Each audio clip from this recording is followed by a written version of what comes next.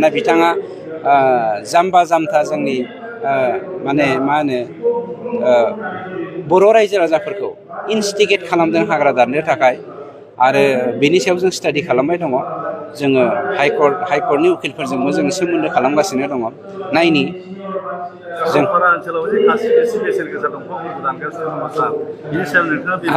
बेनोथ' मेन खोन्थाया हाग्रामाया जुदि इनस्टिगेसन होनो हायोब्ला हाग्रा दाननो बे सरलपारा हाग्रायाव मानसिफ्रा सिखावफ्रा दंफां दाननो साहस जाखागोन हाग्रामानि दिनावनो हाग्राखौ धंस' खालामदों आरो दिनै जोङो होबथानानै नागिरनायखाय बिथाङा खुसि गैया बिथांनो मालाबाबो सान्थि नाङा सान्थि नाङैखायनोथ' बिथांमोननि मा होनो थुनज्लायनायाव मोनसेनि उनाव मोनसे दिनै आफाद सोमजिगासिनो दङ आरो प्रमाना बेनो बिथांमोननि साथाम BPFनि दैदेनगिरिफ्रा दाखालिसो जेल जादों मानसिफोरखौ आफादानो इनस्टिगेसन होनायनि थाखाय आरो बेनिफ्राय देरसिन मा प्रमान नांबावो बिथांमोना सासे दैदेनगिरिया हाग्रा ओनसोलाव जे न' लुनानै दोनफिननायनि खोथाखौ बुङो हाग्रामा महिलाया बेसेबां गनायथावना बेखौनोथ' जोङो हाइकर्टआव केस होनो थांगासिनो दङ एक्स एनडिपिनि जा मोन्थाय बे मोन्थायनि सायाव बिथाङा माबायदि मोन्थायनि बाथ्राखौ बुंदों आं मिथिया सोरनिबा बालागुदुंखौ सरकारा दै लुनानै फिसिजोबनो हाया खिन्थु जाखिनि मोन्थाय दङ बे मोन्थायखौ पर्यायक्रमे इमप्लिमेन्टेसन खालामनाया क्लजफोरखौ इमप्लिमेन्टेसन खालामनाया जोंनि दायित्वखाय जोङो मावलांगासिनो दङ खिन्थु बियो ओंखामजों दै लोंनाय बायदि नङा दे सोरबा लुबैबानो सानसेजोंनो जानाय बा सोरबा लुबैबानो खुसेंग्रा जावनाय बायदि खदालनैसो जावबानो गासैबो बुस्थुखौ मोननाय बायदि राव नङा गतिके अनजलि दैमारिया मोनसे पलिटिकेल पार्टिनि नेहाथारिथ' बियो BPFनि नेहाथारि हिसाबै माने पलिटिकेल लाबालाबनि थाखाय बिथाङा बायदिसिना डायलग होगोन डायलगखौथ' जोंबो होनो हायो दानिया गुबै खोन्थाया मोनसे आंबो नायदों बिथांनि मैया बाइट होनायखौ सान्ति होनदों खिन्थु सान्ति लाबोनो हायाखै होनदों BPFनि समाव अनजलि दैमारिया गावनि हिसाब होनो हायो बिथाङा बे समाव BPFआव गैयामोन बर' वुमेन जास्टिस फरामनि सासे आफादगिरि हिसाबै बिनाव रेकर्डआ दंजोबखायो थांनाय 17 बोसोराव बेसेबां हाजार बर'आ जिउ खहा खालामनांखो आरो हारिजों हारि दाङाबाजि जानायजों लोगोसे मोनसे हारिया मोनसे हारिखौ नायलायनो हायि समादि बै समावसो जादोंमोन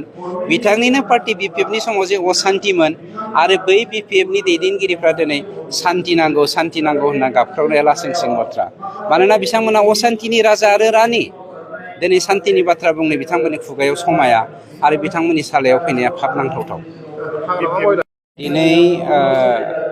गिबि पेजनि थाखाय जोंनि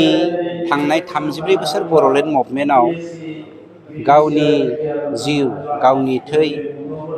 गावनि अजस्र सम्पतिफोरखौबो संहार खालामनानै बर' हारिनि थामोन्थानि थाखाय मुंख्लं जालांनाय 3168 सा NDPफोरनि जा मार्टियार्सफोर आरो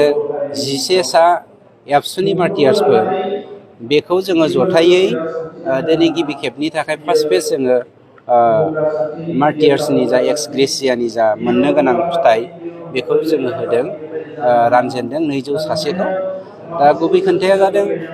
मानसिनि जिउखौ जोङो 5 लाखजों बायनो हाया खिन्थु बिनि आत्माया बिनि न'खरा गावनि हारिनि थाखाय जिखिनि दान होदों बेखौ जोङो बायजोबनो हायाबाबो बिथांमोननो माबा मोनसे हारिनि थाखाय मावनाय हिसाबै सिन हिसाबैसो जोङो बे एक्स ग्रेसियाखौ होनाय जादों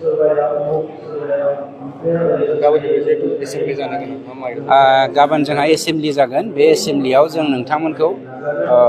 फैनो थाखाय खावलायदों मानोना गाबोननि एसेमब्लियाव बिराद हट जागोन BPFआ थांनाय 17 बोसोराव बेसेबां हाग्रा धंस खालामदोंमोन गावसोर बेसेबां साहा बागान आरो राबार बागान खालामनानै दखल खालामनानै दङ फारसेथिं जोंनि बर' हारिया 34 जौखोन्दोल' हा दंजायो बाखिया हा गैजाया 66 जौखोन्दो मानसियानो हा गैजाया बेनि सोमोन्दै जों बिराद हट डिसकासन जागोन नोंथांमोनखौ ओंखायनो एसेमब्लियाव बाहागो लाफैनानै लाइभ हगारनो थाखाय जों खावलायहरनाय थाबाय ओरैनो सेकेन्ड पेजखौ जोङो होलांगोन बावैसोनो जोंहा माखासे माने फाइनेन्सियेल प्रब्लेमनि थाखाय जों बिदि होनो हायाखै जोङो चिफ मिनिस्टारखौ खावलायदों आसाम गभर्नमेन्टखौ थालांनाय जेसेबांखिनि दंबावो बेखौ सेकेन्ड पेजआवनो होजोबनांगौ होननानै जायखिजाया चिफ मिनिस्टार मानब गेदेर बिथाङा होनदों नायनि होननानै अब्लाबो सेकेन्ड पेज थार्ड पेज जेखियानो जायाथों जों पेज हिसाबै बेखौ होनानै फोजोबनायनि थांखि लादों